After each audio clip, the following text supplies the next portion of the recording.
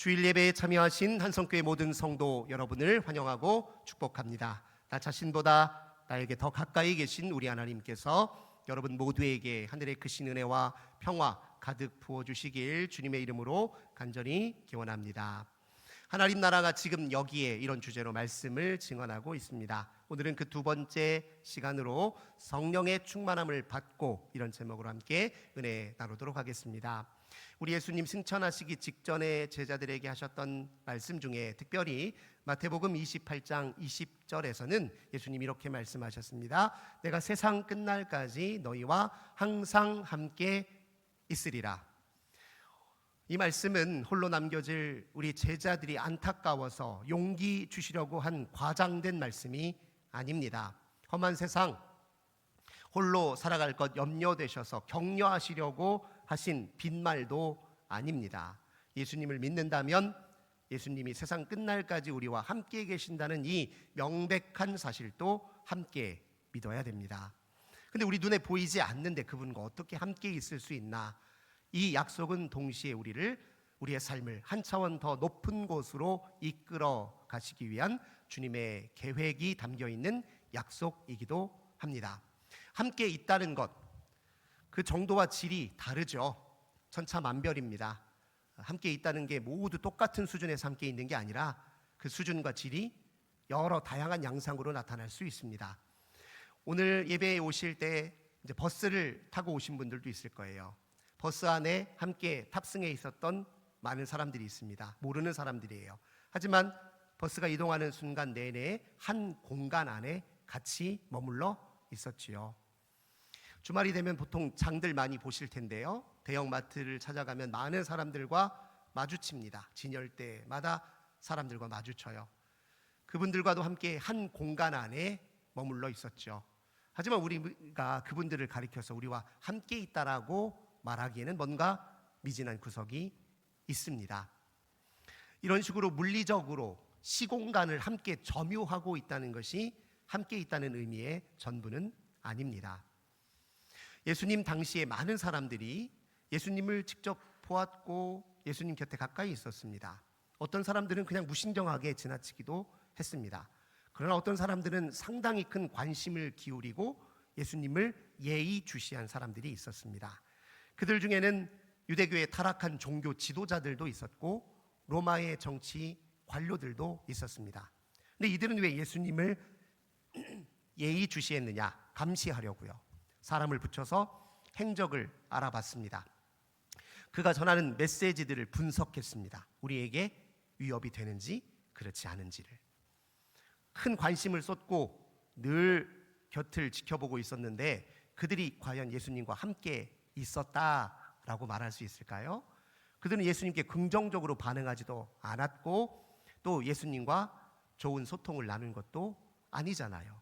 함께 있었다라고 말하기에는 미진합니다. 그렇다면 제자들은 어떻습니까? 제자들은 짧게는 1년, 길게는 3년 예수님과 동거동락했습니다. 직업을 버리고 가족을 내버려 두고 예수님과 함께 유랑 생활을 시작했습니다. 이들보다 더 예수님과 가까이 있었던 사람은 없어요. 예수님이 무슨 말씀을 하실 때 곁에서 가장 크게 들었습니다. 예수님이 보이신 모습, 행적 하나하나를 가장 주의 깊게 살펴보았습니다. 궁금한 게 있으면 그때그때 물었습니다. 그리고 어떻게든 예수님을 흉내내 보려고 나름 애썼지요. 그러니 이들이라면 예수님과 함께 있었다라고 말할 만도 하지요. 그런데 그러기에는 좀 아쉬운 면들이 있습니다. 예수님에게 그렇게 많은 말씀을 듣고 예수님의 행적을 똑똑히 보았음에도 불구하고 이 복음서에 기록된 제자들의 모습을 보면 참 엉뚱하고 어리석을 때가 참 많아요. 예를 들면 마태복음 16장 9절에서 예수님이 너희 바리새파의 누룩과 헤롯의 누룩을 주의하라, 경계하라 이런 말씀 주셨거든요. 그들의 속내와 마음의 동기와 악함을 기억하고 잘 경계하라 그런 뜻이겠죠. 그런데 제자들이 어떻게 반응했냐면 우리가 먹을 떡 안 가져왔는데 갑자기 왜 예수님 떡 얘기하시나 이렇게 대답해요. 실제로 그러진 않았겠죠. 그들이 예수님의 많은 말씀 앞에 우둔하고 아둔함을 여전히 바뀌지 않은 채로 그대로 유지하고 있었던 제자들을 꼬집기 위해서 그런 에피소드를 기록해 두었겠죠. 마태복음 16장 21절에서 예수님은 십자가 고난을 예고하셨습니다. 그런데 가장 수제자라고 일컫는 베드로가 뭐라고 합니까? 예수님, 안 됩니다. 그렇게 하지 마세요. 우리가 예수님 그렇게 비참한 고난 당하도록 내버려 두지 않을 겁니다. 이렇게 만류하다가 사단아 내 뒤로 물러가라 라는 책만만 듣지 않았습니까? 마가복음 10장 37절에서요, 세베대의 아들 야고보와 요한, 그들은 예수님께 어느 날 찾아와서 툭 하고 던진다는 말이, 예수님, 영광 중에 하나는 주의 우편에 하나는 주의 좌편에 앉게 해주세요 라고 엉뚱하게도 자리를 탐하는 요구를 예수님께 올렸습니다. 제대로 듣기는 들은 겁니까? 제대로 보기는 본 것입니까? 제대로 배운 건 맞습니까? 제대로 소통한 건 맞습니까? 의문이 들 정도로 함께 있으나 함께 있는 것 같지 않은 게 제자들이었어요. 더 결정적인 것, 예수님이 십자가 고난을 당하실 때 그들 어디 있었습니까? 다 도망갔어요. 예수님이 사람을 가장 필요로 하는 그 시간에, 그 순간에 정작 제자들이 그 곁에 없었어요. 같이 계신 것 맞습니까? 가장 어렵고 힘들 때 함께 있어야 진짜 함께 있는 것 아니에요? 근데 제자들이 그 곁에 없었습니다. 그래서 오늘 예수님께서 마태복음 28장 20절에서 내가 세상 끝날까지 너희와 함께 있으리라 하는 이 말씀이 참 신비롭습니다. 이건 물리적으로 접촉하고 만나는 차원을 뛰어넘어서 더 근본적으로 교감하고 교호작용할 수 있도록 우리를 이끄시겠다라는 약속입니다. 그게 어떻게 가능해요? 주님은 부활하셔서 승천하셨습니다. 하늘 보좌, 하나님의 우편에 앉으셨습니다. 하늘 우편에 앉았다는 뜻은 예수님께서 하나님을 대리하여 만유를 통치하시고 우리를 다스리고 계신다라는 뜻입니다. 그분은 하늘 보좌에 계시고 우리는 이 지상에 머물러 있습니다. 우리가 어떻게 함께 있을 수 있다는 말입니까? 그 비밀이 바로 성령에게 있습니다. 성령의 강림을 통해 그게 가능하다 예수님 말씀하고 계십니다. 성령이 무엇이길래요? 성령은 하나님의 영이자 동시에 그리스도의 영입니다. 헷갈리시죠?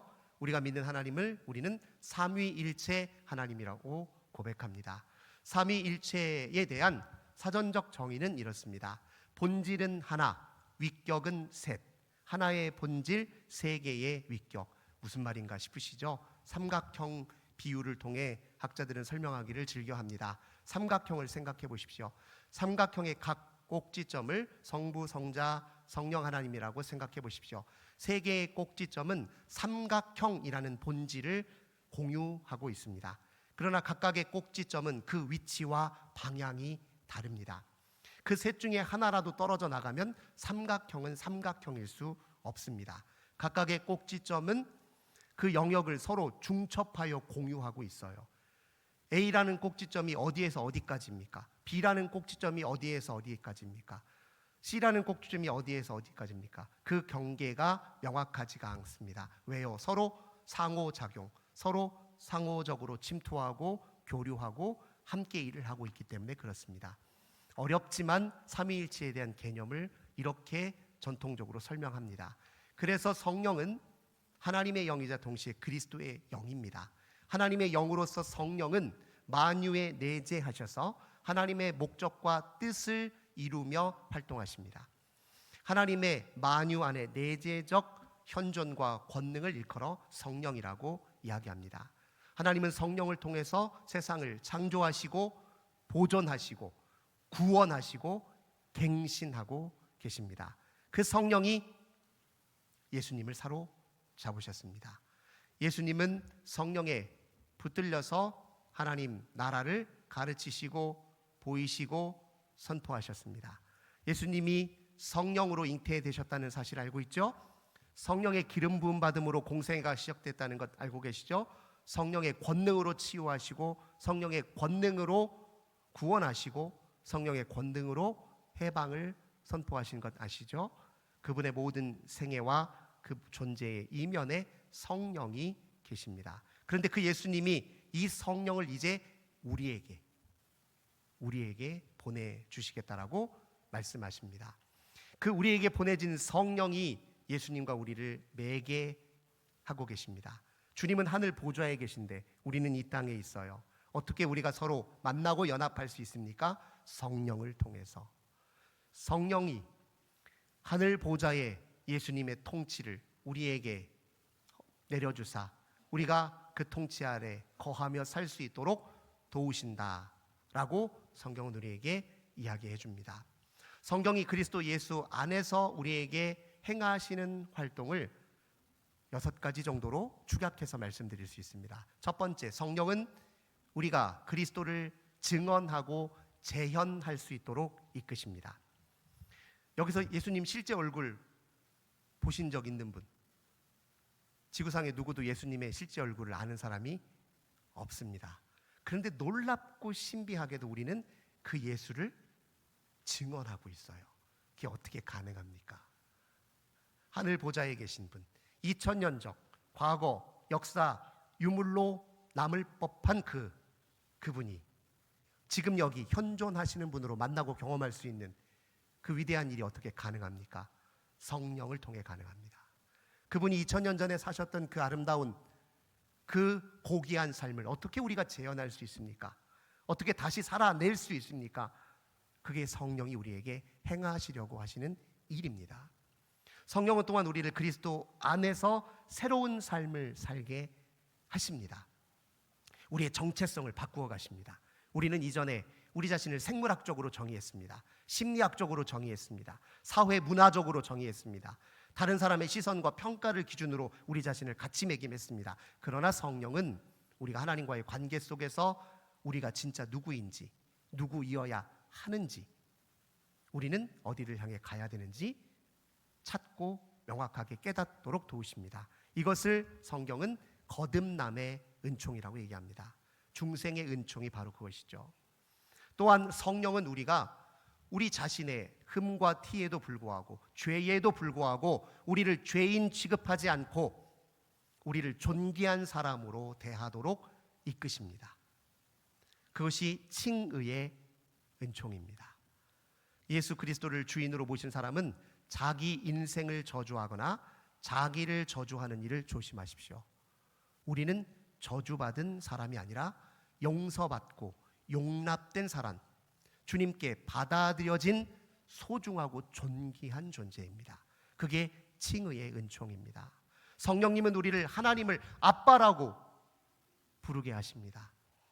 하늘 보좌에 계신 그분이 나와 가장 친밀히 교제하시고 내가 가장 가까이 할 수 있는 분, 그 누구보다도 가장 깊게 신뢰할 수 있는 분, 그 누구보다도 가장 나를 잘 아시는 분으로 교제할 수 있게 하십니다. 그게 성령의 역할이에요. 이것을 우리는 양자됨의 은총이라고 이야기합니다.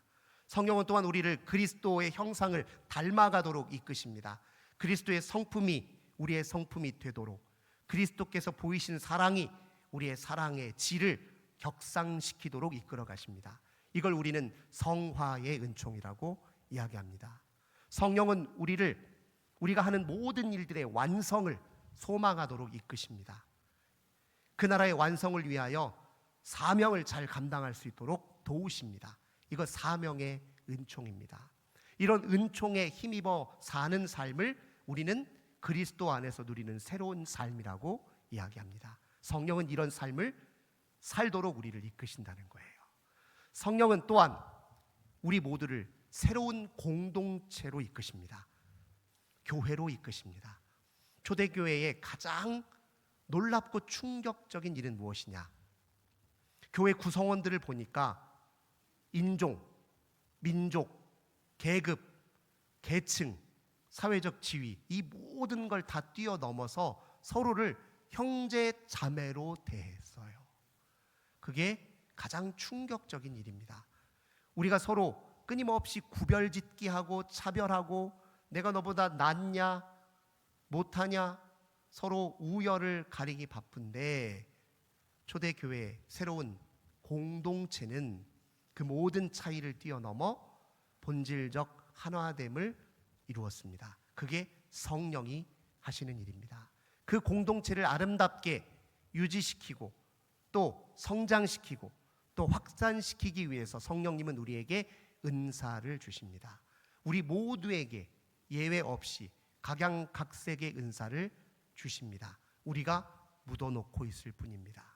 그 은사는 공동체의 유익을 위해서 사용할 때만 가장 빛을 드러내고 가장 아름답게 결실하게 되어 있습니다. 성령은 은사를 주시는 분입니다. 성령은 또한 소망을 주시는 분이에요. 우리가 주의 나라를 위해서 하는 크고 작은 모든 일들을 일일이 어디 하나 빠뜨리지 않고 전부 기록하고 기억하셔서 주의 날 완성의 때에 그 모든 것을 밑재료 삼아 주의 나라를 완성시키실 것이라는 소망을 갖게 하시는 분이 바로 성령님이에요. 이 성령님을 기다리라 하며 예수님께서 제자들에게 말씀하신 것이죠. 너희는 성령이 임하시기까지 예루살렘에 머물러 있으라. 머물러서 제자들이 어떻게 했습니까? 무엇을 준비했습니까? 제자들의 수는 120명이었습니다. 그들 중에는 사도들도 있고 그들 중에는 여인들도 있었고 그들 중에는 예수님의 진짜 가족들도, 혈육의 가족들도 있었습니다. 그리고 그 밖에 예수님을 따랐던 알려지지 않은 제자들이 함께 있었습니다. 그들이 함께 약속하신 성령이 강림하시기까지 했던 일이 무엇입니까? 사도행전 1장을 보니까 크게 두 가지였습니다. 첫 번째, 그들은 사도의 빈자리를 채우는 일에 먼저 힘을 쏟았습니다. 예수님의 사도, 직계 제자죠. 몇 명입니까? 12명입니다. 그런데 지금 한 자리가 비어 있어요. 가룟 유다 때문에 그렇습니다. 그는 예수님을 로마의 군인들에게 팔아 넘기고 나중에 그것을 후회하고 자책하면서 스스로 자기 목숨을 끊었습니다. 돈 욕심 때문에 그가 그랬을까요? 많은 성경학자들이 추론하기에는 그가 자신의 개인적 확고한 신념 때문에 예수님을 배반했다라고 추정합니다. 이 가룟 유다는 예수님이 이스라엘을 로마 제국으로부터 독립시켜서 옛 다윗 왕국의 영예를 되찾아 줄 줄 알았어요. 그런데 예수님이 말씀하시는 것, 행동하는 모습을 보니까 그 모든 기대가 다 수포로 돌아가 버렸어요. 그래서 그가 예수님을 배반했던 것입니다. 문제는 그가 가지고 있었던 그 확고한 개인적 신념이 잘못됐다는 데 있는 것이죠. 중요한 것이 이스라엘의 재건입니까? 아닙니다. 이스라엘의 본질은 하나님 나라의 백성에 있습니다. 주님은 하나님 나라 백성을 세우시려고 우리 가운데 오셨어요. 신념이 세상을 바꿀 수 있을까요? 천만의 말씀입니다. 신념은 사람을 배반합니다. 신념은 사람을 분열되게 합니다. 신념은 사람의 모순성을 드러낼 뿐이에요. 신념이 세상을 바꾸는 것이 아니라 그리스도에 대한 신뢰와 순종이 세상을 바꾸는 것입니다. 주의 나라 백성을 누가 세웁니까? 신념이요? 아니요. 신뢰와 순종이 주의 나라 백성을 세웁니다. 그래서 사도의 빈자리를 메꾼다는 건 무슨 의미를 갖냐면 주의 나라 백성을 바로 세우기 위한 확고한 의지를 확립한다는 뜻을 가지고 있습니다. 사도의 빈자리를 메꾸는 그들의 모습을 통해 우리가 확인합니다. 우리 주의 강림, 성령의 강림을 기다리고 준비하려면 하나님 나라 삶의 비전을 가슴에 확고히 품고 있어야 됩니다. 우리 고만고만한 삶을 살도록 이 땅에 보내진 사람 없습니다. 적당히 세상의 유행과 풍속을 뒤쫓고 적당히 세상에 적응하면서 적당히 경쟁에서 이겨가면서 적당히 남들 사는 것처럼 따라가면서 살도록 부름받은 사람이 아니라 우리 하나님 나라 삶을 살도록 부름받은 사람들입니다. 그 나라의 비전, 내가 바라는 삶의 비전이 아니라 하나님이 우리에게 원하시는 하나님 나라 삶의 비전을 확고히 품는 것이 성령의 강림을 기다리고 준비하는 자세였기에 그들은 그것을 준비했습니다. 두 번째로 그들이 하는 일이 무엇입니까? 사도행전 1장 14절 더불어 마음을 같이하여 기도에 힘썼습니다. 그들 모두는 유대인들이었습니다. 유대인들은 예수 믿기 이전부터도 기도가 생활화되어 있고 습관화되어 있었던 사람들입니다. 해 뜰 때 기도했고, 오후 3시 가장 바쁠 때 기도했고, 해 질 때 기도했습니다. 그게 그들의 생활의 일부였어요. 기도하는 일이 그들에게는 어려운 일 아닙니다.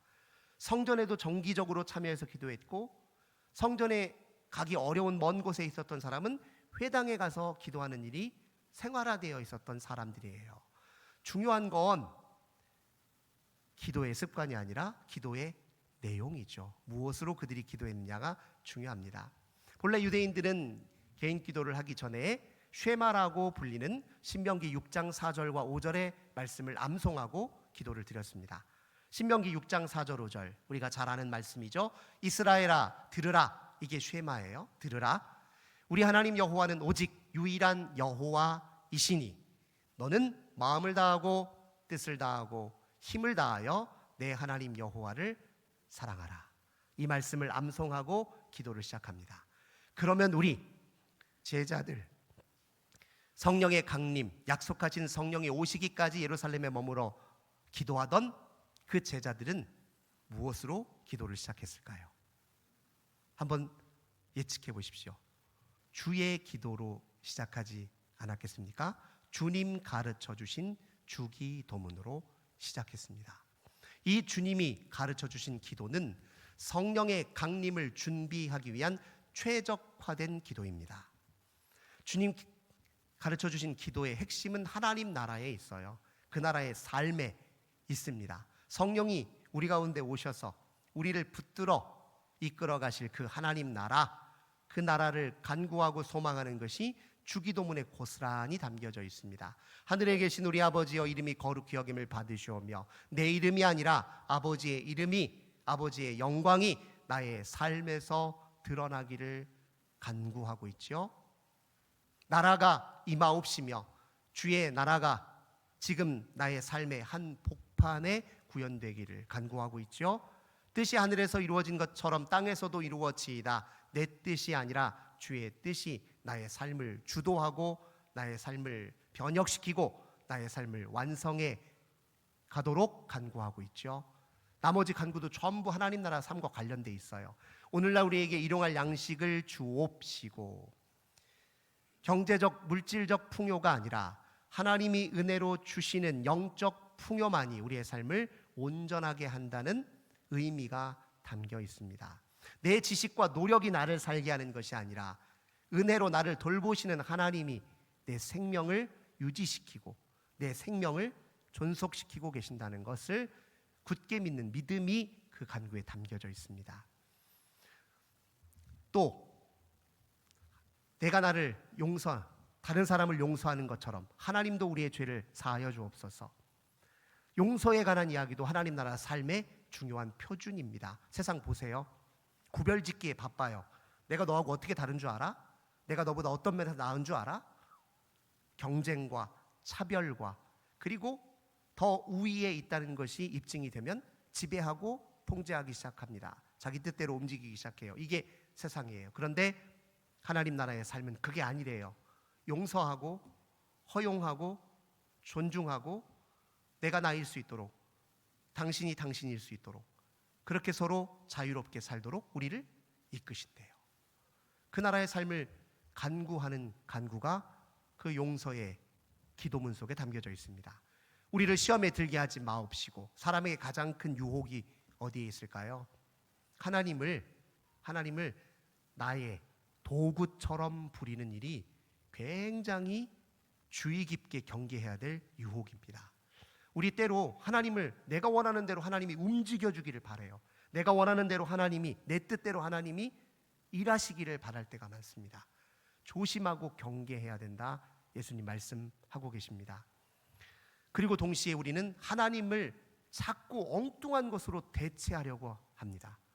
부나 권력과 명성을 하나님을 대체할 수 있는 것으로 착각할 때가 많아요. 그 모든 것이 우리에게 아주 위험한 유혹거리들입니다. 그 유혹을 잘 경계하는 건 하나님 나라 삶에 있어서 매우 중요한 일입니다. 다만 악에서 구하옵소서. 가장 무서운 악이 무엇입니까? 하나님을 거부하는 일이에요. 하나님을 삶의 중심에서 주변부로 밀어내는 일입니다. 하나님이 아닌 우상을 숭배하는 일이 가장 큰 악이요 악의 근원입니다. 악을 경계해야 하나님 나라 삶이 가능하잖아요. 그래서 그렇게 주의 기도로 간절히 더불어 마음을 같이하여 기도하는 그들에게 성령이 임하셨습니다. 언제요? 오순절날. 오순절은 유대인들에게 두 가지 중요한 의미를 갖습니다. 첫째는 이때가 5, 6월인데 밀 수확을 하나님 앞에 감사하며 드리는 절기였습니다. 그런데 왜 오순절이냐? 6월절 다음 첫 번째 안식일 다음 날이 초실절인데 이 초실절은 보리 수확을 감사하며 드리는 절기예요. 이 초실절 다음 날부터 7번의 안식일이 지난 다음 날, 즉 안식일이 77에 49죠. 7번의 안식일이니까 49일이 지난 다음 날을 오순절로 지켰기 때문에 이 날을 오순절이라고도 하고 77절이라고도 합니다. 그래서 이 날은 감사하는 날이에요. 동시에 또 하나의 중요한 의미가 있는데 모세와 이스라엘 백성들이 출애굽 후에 6월절을 드렸죠. 바로에게 이집트에 내린 10번째 재앙, 죽음의 재앙을 넘어서서 그 죽음의 재앙이 넘어가서 그들이 안전하게 빠져나왔으니 그걸 기념해서 6월절 절기를 드렸는데 6월절 다음 날부터 50일째 되는 날에 모세는 시내산으로부터 하나님의 율법을 받았습니다. 그래서 오순절은 유대인들에게 하나님의 율법을 받은 날을 기념하고 있습니다. 그런데 성령이 왜 오순절날 오셨습니까? 율법의 시대가 지나갔다는 뜻입니다. 율법의 시대가 지나가고 성령의 시대가 도래했다는 뜻입니다. 율법은 돌판에 새겨졌어요. 하지만 성령님은 그 율법의 본질인 사랑의 법, 그리스도의 법을 우리의 마음판에 새겨주십니다. 그래서 성령이 오순절날 오셨습니다. 성령이 오실 때 세 가지 큰 이적이 일어났습니다. 호련히 급하게 바람 같은 것이 사람들 사이사이를 관통하며 급하게 바람이 불어났습니다. 그들은 지금 다락방에서 마가의 다락방에서 기도하고 있어요. 창문도 닫혀 있습니다. 밀폐된 공간이에요. 그런데 바람이 불었어요. 바람은 하나님의 임재와 주권적 통치를 상징합니다. 바람의 특징이 무엇이죠? 불고 싶은 대로 부는 거예요. 어디로 불지 누구도 예측 못합니다. 바람은 자기가 불고 싶은 대로 불고 싶은 방향을 따라 붑니다. 하나님의 주권은 우리가 침해할 수 없습니다. 우리의 의지로, 우리의 통제로 통제 불가능합니다. 주님은 당신의 주권을 따라 자유롭게 일하십니다. 당신의 뜻대로 일하십니다. 그래서 바람으로 오셨어요. 그리고 또 어떤 이적이 있습니까? 불의 혀같이 갈라지는 것이 각 사람 머리 위에 임했더라. 마치 머리 위로 촛불 하나가 켜진 것처럼 성령의 불이 각 사람 머리 위에 임했대요. 불은 무엇을 상징합니까? 하나님이 주권적 임재와 통치 아래 우리는 근본적인 변화에 이를 수 있다는 것을 상징합니다. 불은 형질을 바꾸는 힘이 있어요. 주님이 임재하셔서 주권적으로 우리에게 역사하시고 일하시기 시작하면 우리는 우리 노력으로 결코 이룰 수 없는 근본적 변화에 이르게 됩니다. 우리의 바람과 소망으로 이룰 수 없는 근본적 변화는 오직 주님의 주권적 통치와 그에 대한 순응을 통해서만 가능하다는 것을 그 불의 현상을 통해 이야기하고 있습니다. 세 번째, 오늘 우리가 읽었던 본문에서 말하고 있는 대로 방언의 현상이 나타났습니다. 그들 유대인들은요, 본래 각기 다양한 나라들에 흩어져 살고 있었던 사람들입니다. 바벨론 포로기 이후에 유대인들은 각 나라의 디아스포라 유대의 공동체를 형성하며 살고 있었어요. 몇 세대가 흘렀기 때문에 그들이 본래 쓰는 언어는 그 나라의 토착 언어들입니다. 근데 그들이 지금 어떤 일이 벌어졌냐면 각기 다양한 언어를 쓰는 사람들이 하나의 언어로 통일이 됐다는 뜻이에요. 서로 말이 통하기 시작했다는 거예요. 제가 한국말로 얘기하는데 미국에 살던 사람이 영어로 그 말이 들리기 시작했어요. 이 현상은 무엇을 뜻합니까? 바로 이 자리에, 성령이 임하신 이 자리에 진정한 연합과 일치와 화해가, 하나됨이 이루어졌다는 뜻입니다. 우리 모두의 근본적인 하나됨, 서로의 차이를 뛰어넘는 근본적인 하나됨은 오직 성령을 통해서만 가능하다는 것을 보여주는 사건입니다. 이 성령이 어디? 2000년 전 마가의 다락방에 모인 120명의 제자들에게만 임하셨습니까? 오늘 우리에게도 임하셨습니다. 우리 안에도 내주해 계십니다. 베드로는 이 성령 강림절에 놀라운 이 사건을 말씀으로 풀어 설교하면서 사도행전 2장 38절에서 분명하게 이렇게 선언합니다. 같이 읽겠습니다. 시작. 베드로가 이르되 너희가 회개하여 각각 예수 그리스도의 이름으로 세례를 받고 죄사함을 받으라. 그리하면 성령의 선물을 받으리니. 받으셨습니다. 주님을 나의 주로 모시고 그분 앞에 새로운 삶을 작정하고 우리를 존귀한 존재로, 더 이상 죄인 취급하지 않고 존귀한 존재로 받아들여 주신 그 주님을 모시고 살기로 작정했으면 성령은 선물로 받았습니다. 그럼 우리는 무엇을 간구해야 되냐? 성령의 충만함을 간구해야 됩니다. 성령의 충만함은 무엇입니까? 이건 반복적으로 우리가 경험될 수 있는 일이고 앞으로 우리의 신앙생활에 있어서 가장 중요한 원리이기도 합니다. 성령 같이 있어도 계신지 안 계신지, 나한테 무슨 말씀을 주시는지 사인을 주시는지 그렇지 않은지 모르고 살 때가 많은데, 성령께 민감하게 깨어있고 성령이 내게 사인 주실 때 즉각적으로 알아차리고 온전히 순복하려는 자세를 취하고 있을 때 성령이 우리를 가장 온전하게 다스릴 수 있습니다. 성령이 우리를 온전하게 다스릴 수 있는 상태를 일컬어 우리는 성령의 충만함이다 이렇게 말합니다. 성령의 충만함이 하나님 나라의 삶을 가능케 합니다. 인생이 잘 안 풀립니다. 제일 먼저 무엇부터 하셔야 되겠습니까? 성령의 충만함을 간구하셔야 됩니다. 교회 일이 잘 안 풀립니다. 계획대로 안 됩니다. 오히려 어그러집니다. 문제도 발생합니다. 무엇부터 하셔야 되겠습니까? 성령의 충만함을 간구하는 일이어야 됩니다. 사람과의 관계가 잘 안 풀립니다. 뭔가 소통이 잘 안 되는 것 같습니다. 무엇부터 우리가 해야 되겠습니까? 성령의 충만함을 간구하셔야 됩니다. 우리는 성령의 충만함으로 그리스도의 임재와 다스림 가운데 머물러 살아야 되는 사람들입니다. 그 나라의 삶을 살아야 되는 사람들입니다. 올 한 해 저와 우리 모든 성도님들, 우리 교회가 성령의 충만함을 간구하고 그 성령의 은총과 권능에 의지하여서 주의 나라를 온전히 살아내시고 주의 나라 완성을 위하여 함께 협력하시기를 주님의 이름으로 간절히 기원합니다. 좋으신 주님, 우리를 주의 백성 삼아주시고 성령으로 내주하셔서 우리를 새롭게 하시고 우리가 주를 닮아가도록 도우시고 주의 나라 사명을 위해 힘쓰도록 인도해 주시니 감사드립니다. 우리의 모든 인생의 최우선을 성령의 충만함을 간구하는 일로 삼도록 또한 결단하게 하시니 감사합니다. 주님께 올려드리는 감사와 결단의 고백 담아 주님께 예물을 올려드리오니 주님 기쁘게 받아주시고 이 예물을 통해 주의 나라 선한 사업 이루어 주옵소서. 우리 인생의 무거운 짐, 우리의 고통, 아픔을 아십니다. 주님 위로하시고 세임 부어주시고 성령의 충만함 주시고 권능의 팔로 붙드셔서 세상에서 승리하는 우리들 되게 해 주옵소서. 큰 자연 재해로 삶의 터전을 잃고 가족을 잃은 많은 사람들, 그들의 울부짖음과 고통과 괴로움을 우리 주님 아시오니 재앙을 멈추어 주소서. 재해를 그치게 하옵소서. 주 하나님이 새 희망과 새 생명을 허락해 주옵소서. 주 예수님의 이름으로 간절히 기도드립니다. 아멘. 우리 함께 찬송